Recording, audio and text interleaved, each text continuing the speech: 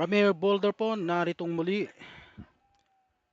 Biglaang pagpanaw ni Representative Romeo Acop sa edad na 78.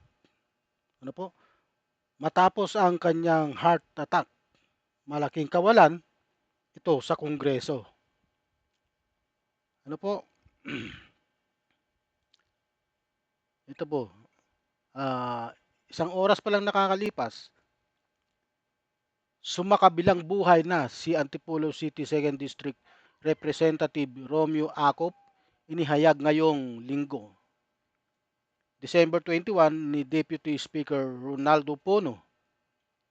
Si Acop, 78 anyos, ay kasapi rin sa National Unity Party na pinamumunuan ni Puno, na kinatawan naman ng unang distrito ng Antipolo City, na matagal na niyang kaibigan at kaalyado sa politika.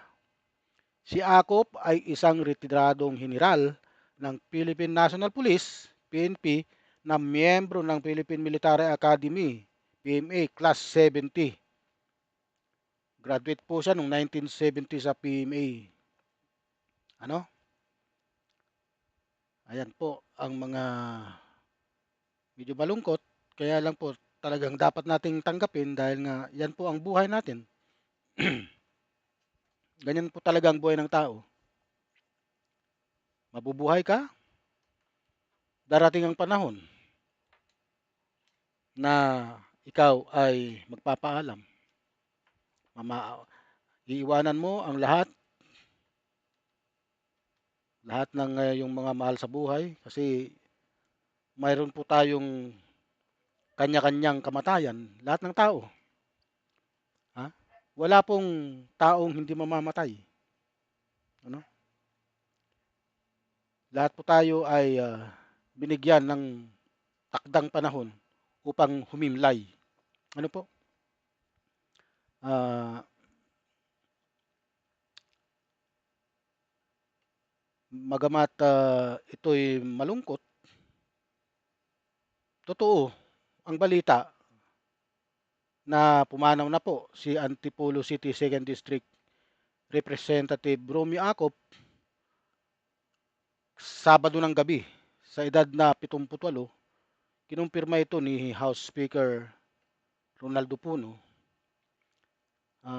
kanyang matagal na kaibigan at kapwa mula sa Antipolo City noong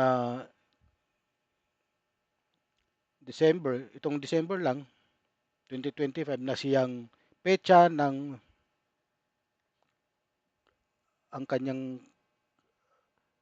kamatayan ay Sabado. Ano? Ang sanhi po ng kanyang pagkamatay, ayon sa mga ulat, ah, natagpuan siyang walang malay sa sahig ng kanyang tahanan bandang alas 10:12 ng gabi ng kanyang bunso at ang kanyang security aide. Agad siyang isinugod sa hospital, ngunit sa kabila ng effort na i-revive siya, diniklara po ng doktor na siya ay dead on arrival sa bandang alas 10:56 ng gabi. Ang pangunahing sanhi ng biglaang atake sa puso o heart attack. Ano? Kamakailan lamang itong November ay sumailalim po siya sa matagumpay na kidney transplant. Ano? Nagtagumpay po siya dito sa kidney transplant, pero hindi siya nagtagumpay sa heart attack, atake sa puso. Ano? At nagpapagaling pa siya. Kaya inaasahan pang makakabalik siya sa trabaho, ngunit biglaan ang pangyayaring atake sa puso. No? Malaking kawalan si Representative Acop sa Kongreso. Ano? Lalo na sa kanyang mga advokasya sa public safety, good governance, at mga investigasyon tulad ng Quadcom. Sila po ang nanguna niyan. sila Robert Barbers, ano, sila basta marami po sila. Sa mga sila JJ Suarez, yan po ang mga member ng Quadcom ang nagdinig, ano, ah, investigasyon tulad ng Quadcom, ano, at isyung siya po yung palabas ng yung napaka-popular na recipient ng Confidential at Intelligence Fund ng OBP na si Mary Grace Piatos. Ano? Nagdadalamhati ang kanyang mga kasamahan sa National Unity Party, NUP. Pero talagang ganon, ito'y ating tanggapin dahil nga siguro hanggang dyan na lang talaga ang kanyang buhay. Ano po? Lahat po tayo, wala pong exempted sa kamatayan.